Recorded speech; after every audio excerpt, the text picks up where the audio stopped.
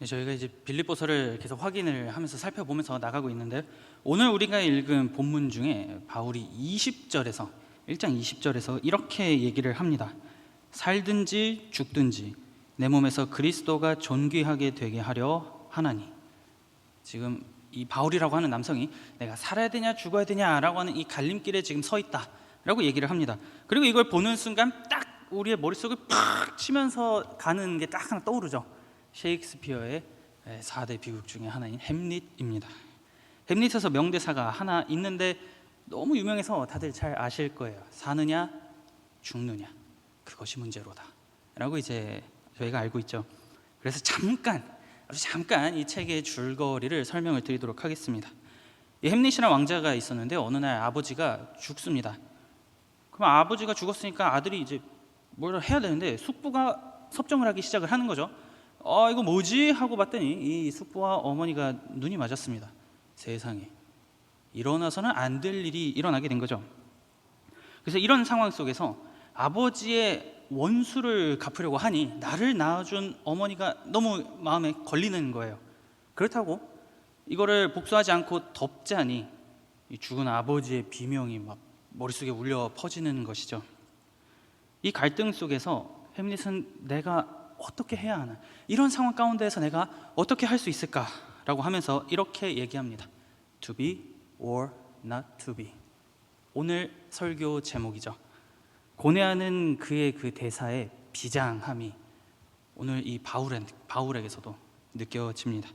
오늘 본문을 통해서 이 사느냐 죽느냐 그것이 문제로다라고 하는 이 바울의 마음, 그리고 바울이 어떤 말을 전하려고 하는지 우리가 함께 살펴보도록 하겠습니다. 그 전에 지난 시간에 함께 나눈 내용을 먼저 간단하게 저희가 살펴보자면, 빌립보로 바울이 건너가서 루디아라고 하는 여성을 만나 이 빌립보 교회를 개척했습니다. 그런데 빌립보라고 하는 도시는 로마의 식민 도시로 로마 시민권이 부어지고 사람들이 로마에서 태어난 사람들이 아님에도 불구하고 로마처럼 생각할 수 있고 로마의 모든 것들을 다 누릴 수 있는 그러한 지역이었습니다. 황제에게 얼마나 감사했겠습니까? 그래서 황제의 숭배가 다른 그 어떤 지역보다 굉장히 높았던 곳이 빌립보입니다. 그럼에도 불구하고 하나님께서는 그곳에 교회를 세우셨고, 이 빌립보 교회는 바울과 아주 끈끈한 관계를 유지하며 바울의 선교 사역을 도와주고 또 기도로 함께하는 등 아주 좋은 관계를 유지를 했습니다. 바울은 자신을 이렇게 전심으로 도와주는 빌립보 교회에게 감사하는 마음과 동시에 현재 이 겪고 있는 핍박, 환난, 다른 어려움들을 어떻게 헤쳐나가야 할지에 대한 방법을 알려주기 위해서 딱 붓을 들어가지고 편지를 쓰기 시작한 게 빌립보서라고 할 수가 있습니다. 그러면 바울이 무슨 말을 하고 싶었는지, 오늘 이 본문을 통해서는 뭘 말하고 싶었는지 저희가 함께 살펴보도록 하죠. 첫 번째로는 복음이 이렇게 쭉 뻗어나가는 데에는 장애물이 없다라고 바울이 얘기를 하고 있습니다. 빌립보 교인들의 이 소식을 하나 들었죠. 우리와 함께하고 굉장히 능력이 많은 바울, 이 사람이 감옥에 갇혔다라고 하는 것을 듣게 됐습니다. 그러자 마음이 굉장히 요동치면서 불안해하기 시작을 하는 거죠. 바울과 같은 큰 산도 저렇게 감옥에 갇히는데, 로마의 이 공격에 속절없이 무너지는데 우리는 어떻게 할 수 있겠냐라고 하는 이런 두려움이 이 빌립보 교회를 휩싸게 됩니다. 로마는 건드려서는 안 됐어, 그냥 조용히 살걸, 그 복음을 왜 들어가지고 이렇게 고생을 해야 돼 라고 하는 이 두려움이 교인들 가운데에서 막 퍼져나가고 있었습니다. 왜냐하면 그리스도의 복음이 정말로 능력이 있고 힘이 있고 모든 것을 뒤엎을 수 있는 파워가 있다면 바울이 지금 갇혀서는 안 되죠. 일반적으로 생각을 해볼 때 오히려 막 황제를 막 전도해가지고 황제가 그날부터 다 예수 믿어 뭐 이렇게 해야 되는데, 그게 아니라 감옥에 그냥 갇혀버린 신세가 된 거기 때문이죠.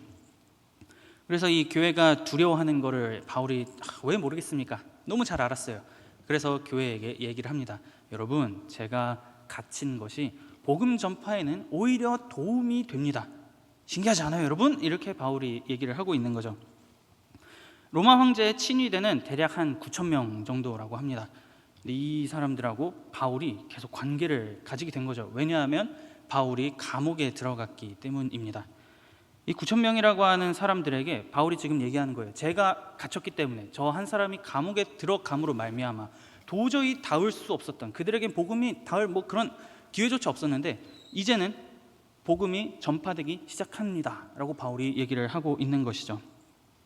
바울이 아니었다면 이들은 복음을 접할 기회가 전혀 없었지만 바울은 이거를 이렇게 얘기를 하는 겁니다. 하나님께서 내가 속한 이 상황을 사용하심으로 복음 전파에 진전을 이루고 계십니다. 하나님께서 끊임없이 계속해서 오늘도 일하고 계십니다. 여러분 그러니 힘내십시오 라고 바울이 얘기를 하고 있는 것이죠. 이렇게 막 열심히 복음이 완전히 사그라들 줄 알았는데 로마 황제의 막 군사들한테도 막 이 복음이 전파되고 사람들이 막 믿는 거를 보다 보니까 이제 두려워서 숨었던 그리스도인들이 막 일어나기 시작합니다. 믿는 형제들이 일어나가지고 같이 복음을 전파하는데 이 전도에 굉장한 열심을 내기 시작을 합니다. 아주 긍정적인 효과가 이 바울 한 사람이 로마 감옥에 갇힘으로 말미암아 벌어지고 있었다라고 하는 것이죠. 그런데 좋아하는 사람이 있으면 반대로 싫어하는 사람도 있을 거 아니에요? 그래서 바울을 굉장히 싫어하고 마음에 안 들던 무리들이 있었습니다. 근데 굉장히 아이러니한 건 이들이 이렇게 생각을 한 거예요. 로마에 들어가는 복음은 황제가 주가 아니고 그리스도가 주라고 선포하기 때문에 우리도 복음 전파를 아주 열심히 하면 사람들에게 야 이상한 사상이 우리 로마를 막 뒤엎고 있어 하고서 뭔데? 했더니 로마 황제가 주가 아니고 예수가 주래. 이거 처음에 와가지고 얘기한 사람 누구야? 하면 사람들이 이제 떠올리겠죠. 바울이다. 그러면 논리적으로 바울이 그 자리에서 죽을 수도 있겠다라고 바울을 싫어하는 사람들이 생각을 한 겁니다. 그래서 우리가 직접적으로 바울에게 위해를 가하지는 못하겠지만 복음 전파를 같이 열심히 함으로써 복음이 로마 사회에 퍼져서 바울을 어렵게 하겠다라고 이 사람들이 생각을 하게 된 거죠. 그래서 바울이 얘기를 하는 겁니다. 하나님께서는 주변의 모든 것들을 사용하셔서 하나님의 그 뜻을 이루어 가십니다. 여러분 제가 이 로마 감옥에 갇힌 이후부터 돌아가는 상황을 보니까 그래요 라고 바울이 얘기를 하고 있는 겁니다. 자신의 상황을 인간적인 시선으로만 이렇게 보면 누가 좋아하겠습니까? 감옥에 갇혀가지고 그냥 하루살이처럼 막 먹고 자고 이러는데 좋지 않겠죠. 하지만 하나님께서 바울을 그렇게 쓰시고자 하셨다라고 하는 것을 바울이 알았기 때문에 지금 주어진 상황을 받아들이고 그리고 자기를 통해서 복음이 점점 퍼져가는 것을 시간이 지날수록 눈에 너무 잘 보일 거 아니에요. 그러니 바울이 여러분 하나님께서는 상황을 사용하셔서 일하십니다. 걱정하지 마십시오 라고 바울이 얘기를 하는 겁니다. 그렇기 때문에 이 빌립보서에 보면 기뻐하라라고 하는 표현이 굉장히 많이 나오거든요. 바울이 얘기하는 겁니다. 기뻐하세요 여러분. 하나님께서 상황을 사용하셔서 이 복음이 도저히 닿지 않을 이곳까지 일하고 계십니다. 놀랍지 않으십니까 여러분? 기뻐하십시오. 나는 기뻐해요. 우리 같이 기뻐합시다. 바울이 이렇게 얘기를 하고 있는 겁니다. 그런데 복음이 이렇게 쭉 전파되는 것과는 별개로 바울이 굉장히 힘들었을 거예요. 죽을 고비를 수차례 넘기고 사람들한테 돌로 막 맞아서 죽기 일보 직전까지 가고 채찍으로도 맞고 몸에 이런 상처나 잔병치레가 굉장히 많았을 겁니다. 그러고 나서 바울이 이제 쭉 보는 거죠. 아, 내가 이제 감옥에 들어가서 죽을지 살지는 모르겠는데 복음이 로마에서 퍼져나가고 있는 것을 이 사람이 봤죠. 그러다 보니까 동력이 이제 떨어지기 시작합니다. 아, 이제 다 이루었다. 이제 그만 죽어도 좋겠다 라고 바울이 생각을 하기 시작하는 것이죠. 내 할 일을 다 이루었다라고 생각을 하는 겁니다. 원래는 진작에 이 사람이 무너졌어야 됐지만 본인이 하나님을 향한 그 열심과 빌립보 교인들이 굉장히 바울을 위해서 많이 기도를 해줬어요. 그런 기도에 힘입어서 자기가 지금까지 사역을 할 수 있었다라고 고백을 합니다. 누군가의 기도와 하나님의 붙잡아 주심으로 지금까지 왔는데 이제 그만 이거를 내려놔도 되겠다라고 생각을 하는 거죠. 재판을 받아서 죽을 수도 있었기 때문에 바울이 그렇게 생각을 하는 겁니다. 그래서 지금 이 바울이 그냥 여기서 죽고 싶다라고 생각을 하게 됩니다. 이곳이 하나님께서 나를 부르시는 마지막 장소인 것 같고 나는 열심히 달렸으니 여기서 이제 죽어서 모든 사명을 마무리하고 싶다라는 이 속마음을 바울이 내비치기 시작을 합니다.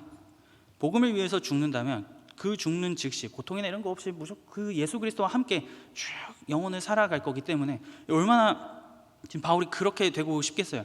여기저기 얻어맞고 맨날 힘든 삶을 살다가 이제 여기서 모든 걸 마무리하면 나는 편안히 살아갈 수 있다라고 하니 죽고 싶다는 생각이 점점 커져가기 시작을 합니다.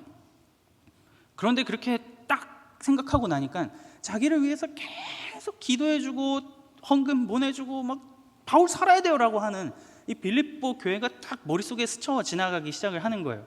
아니 내가 죽으면 지금 가뜩이나 하나님께서는 능력이 없냐, 왜 바울을 지금 저 감옥에 가둬가지고 죽게 만드시냐라고 이 사람들이 전전긍긍하고 있는데, 진짜 내가 이 자리에서 죽어버리면 이들의 믿음 어떻게 할까라고 하는 교회를 생각하는 이 걱정이 바울의 마음속에서 막 올라오기 시작합니다.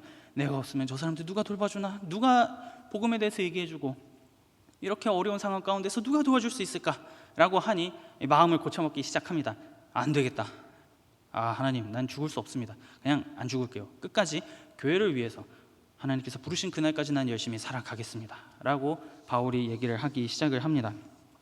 마치 햄릿이 사느냐 죽느냐 그것이 문제로다 라고 한 것처럼 지금 바울도 딱 그 상황에 끼어 있는 거죠. 죽는 거는 개인의 유익에 너무 도움이 돼요. 바로 예수 그리스도와 함께 있을 수 있기 때문에. 하지만 살아있는 거는 교회의 유익이 되는 거죠. 교회가 살아있는 바울을 보고, 그 감옥에서 건져냄을 받는 바울을 보고 얼마나 열심히 또 기도하고 막 후원을 하고 복음 전파에 열심을 내겠습니까? 이 바울이 이거에서 쭉 갈등을 하다가 내가 사는 것이 교회의 유익이 될 거라고 생각을 하고 그냥 나는 살겠다라고 마음을 다잡기 시작을 하는 것이죠. 교회의 유익을 위한 방향으로 이 바울이 최종 결정을 내리기 시작합니다. 그래서 편지에서 계속 얘기를 하는 거예요. 여러분, 내가 잠깐은 이렇게 죽고 싶다는 생각을 좀 하긴 했어요. 너무 힘들거든요. 그런데 여러분들을 좀 생각하니까 내가 죽을 수 없겠더라고요. 그래서 주 안에서 내가 살 것을 확신합니다. 여러분, 저는 결코 죽지 않습니다. 저 살아서 반드시 여러분한테 갈 거예요. 한번 지켜보세요. 내가 확신합니다 라고 바울이 얘기하면서 이 교인들을 위로해 주기 시작을 합니다. 목적이 많이 희미해져서 그냥 이대로 모든 걸 다 그냥 내버려 두고 그냥 죽을래 라고 했던 바울이었지만, 교회의 필요를 위해서 개인의 이런 유익이나 이런 걸 전부 다 내던지고 끝까지 다시 이 길을 가고 싸우겠다라고 이 결심을 하는 모습을 오늘 본문을 통해서 우리가 보게 됩니다. 그리고 사느냐 죽느냐 이 갈림길에서 교회의 필요가 다시 살아가는 것이라면 나는 오늘 이 쓰러진 무릎을 다시 일으켜 세우고 교회를 향해서 달려가겠다라고 바울이 얘기를 하고 있는 것이죠. 교회와 함께 할 것을 확신하며 복음을 끝까지 여러분들과 함께 전하겠습니다 라고 하는 이 바울의 의지가 오늘 본문을 통해서 나타나게 되는 겁니다.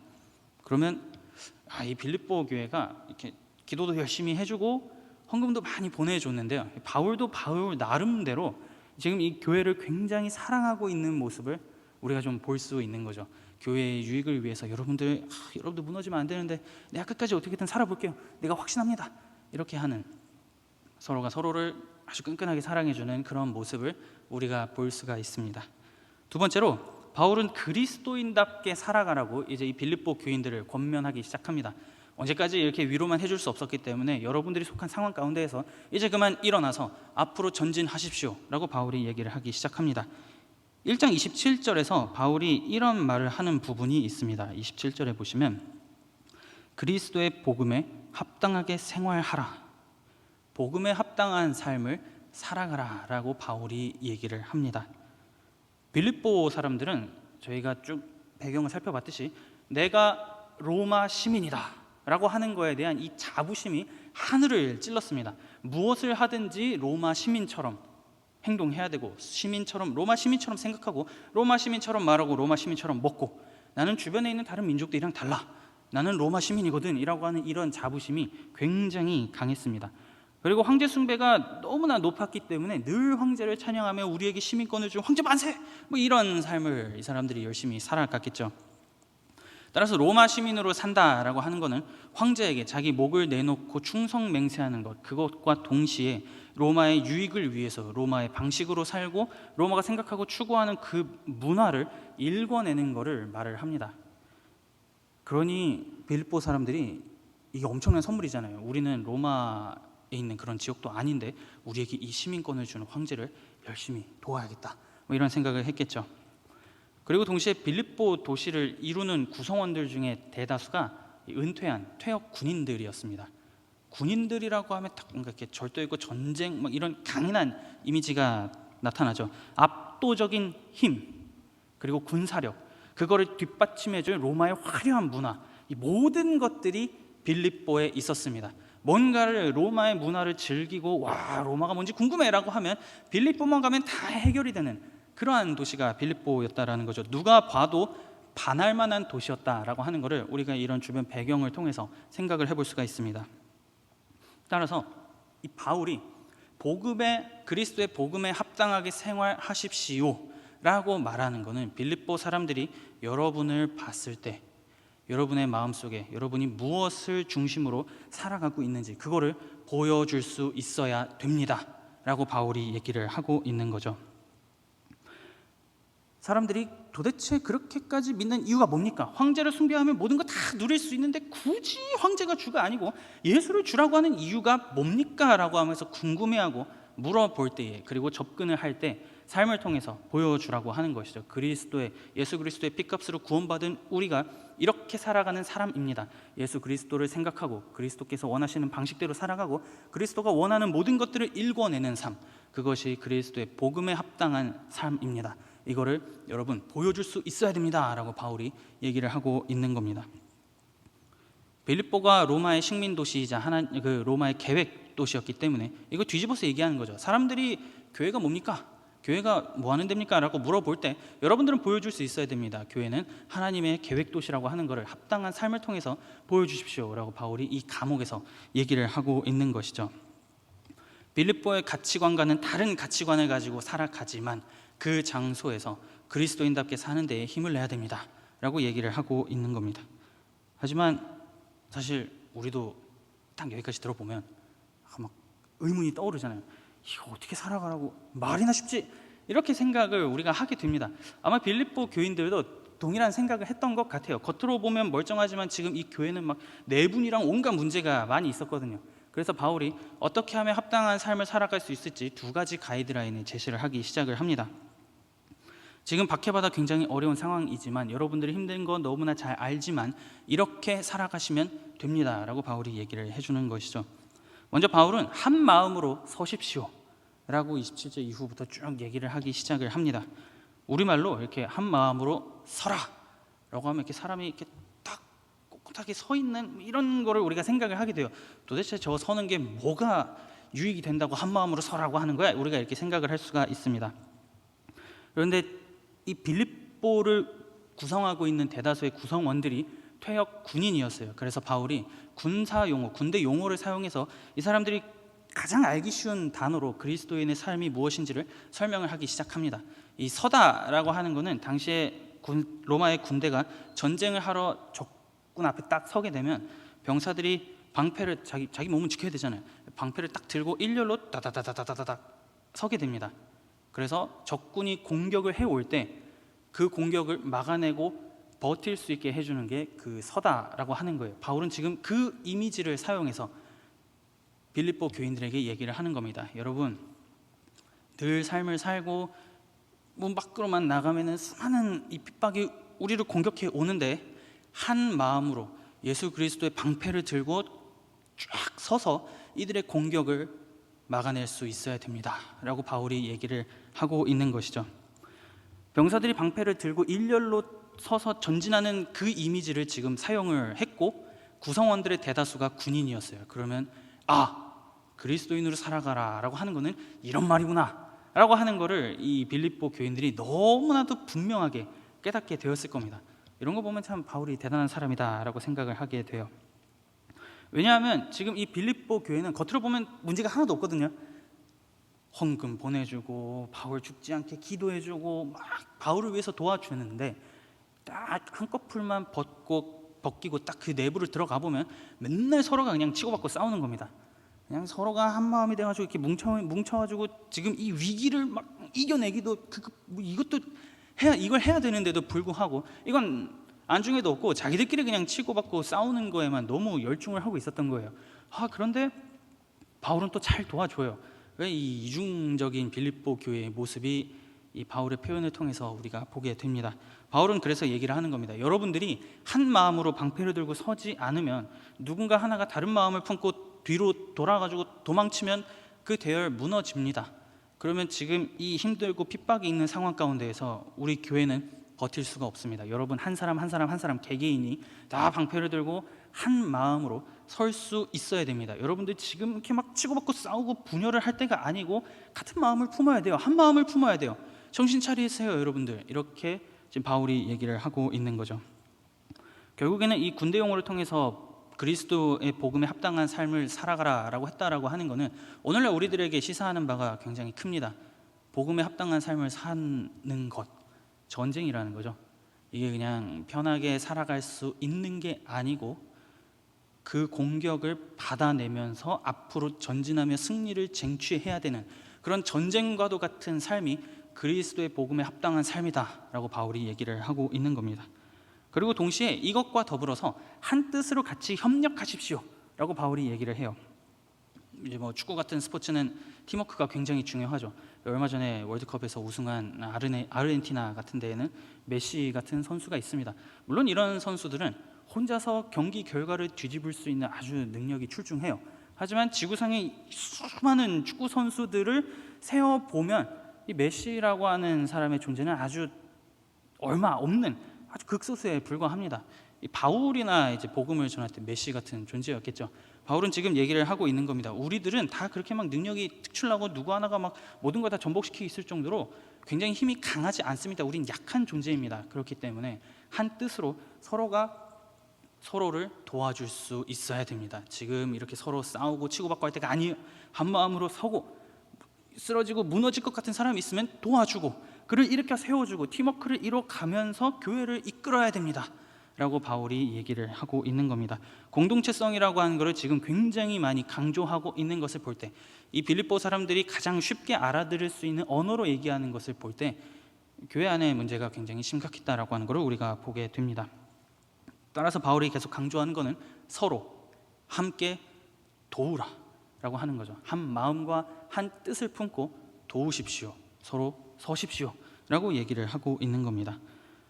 가장 하기 어려운 주문을 하고 있는 거예요. 사이가 이렇게 교인들끼리 너무 사이가 좋아서 여러분 이제 서면 돼요 막 하하호호 하면서 쭈루루 이렇게 설 수 있는 교회가 빌립보가 아니고 그냥 저 사람 얼굴만 보면 막 이를 막 갈고 저 인간을 없애버려야 되는데 라고 생각을 하고 있는 이 빌립보 교인들을 향해서 조금 그래도 방패를 들고 같이 좀 서서 한 마음을 품으십시오 라고 바울이 권면을 하고 있는 거죠.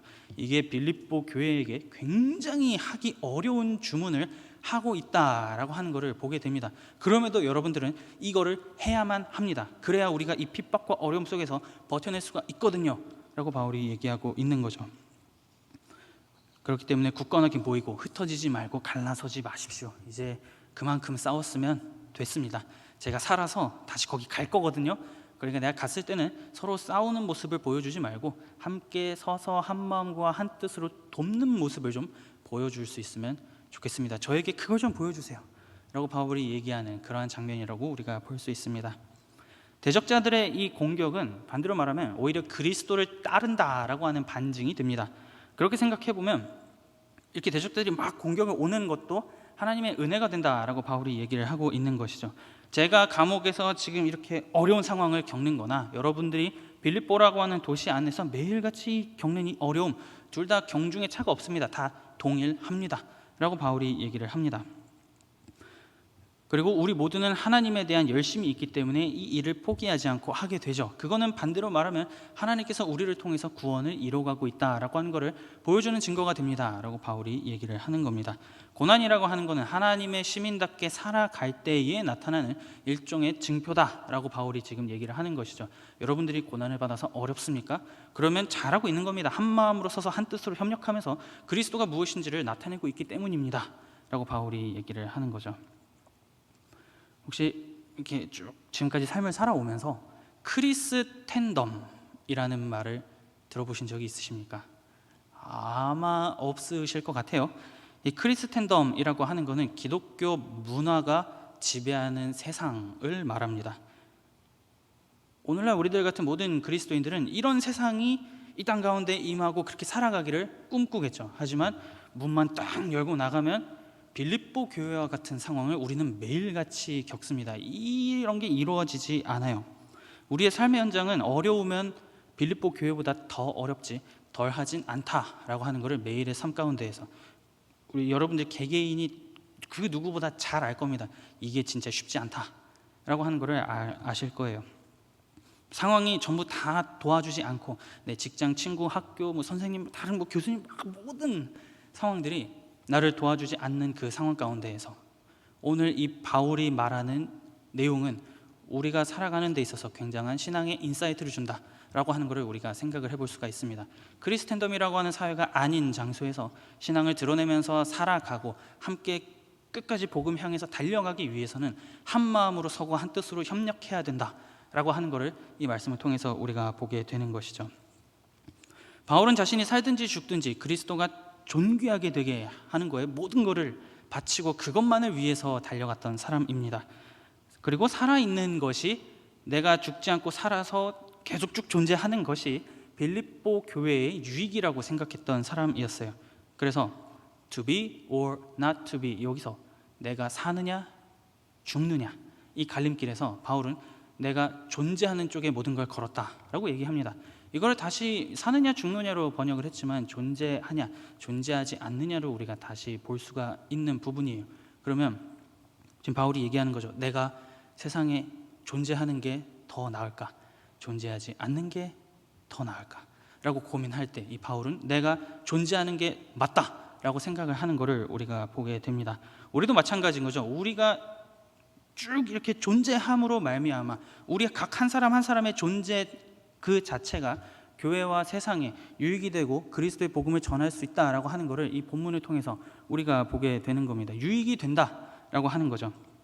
다만 우리가 다 이렇게 바울과 같지 않아서 이거를 스스로 찾아내기가 좀 쉽지 않습니다. 그러다 보니 필요한 게 같은 마음을 나누고 같은 뜻을 품고 나아갈 수 있는 공동체가 필요하게 되는 것이죠. 그리고 하나님께서는 그 공동체를 허락하셨고 그 과정 안에서 그 공동체 안에서 각자가 그 부르심에 맞게 합당하게 살아갈 수 있도록 길을 열어주시고 보여주십니다.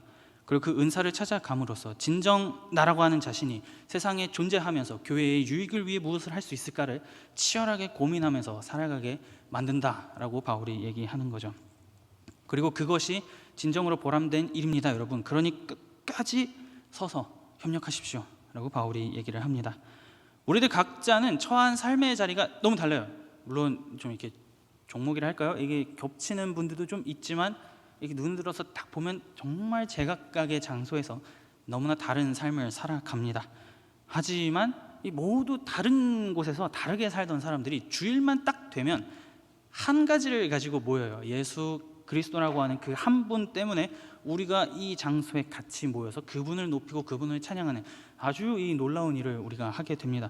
이게 당연하게 되는 일이 아니다라고 하는 것을 우리가 깨닫게 되면 와, 진짜 이 복음이라고 하는 것이 사람들을 모을 수 있고 뭉치게 할 수 있는 힘이 있다라고 하는 것을 우리가 깨닫게 될 겁니다.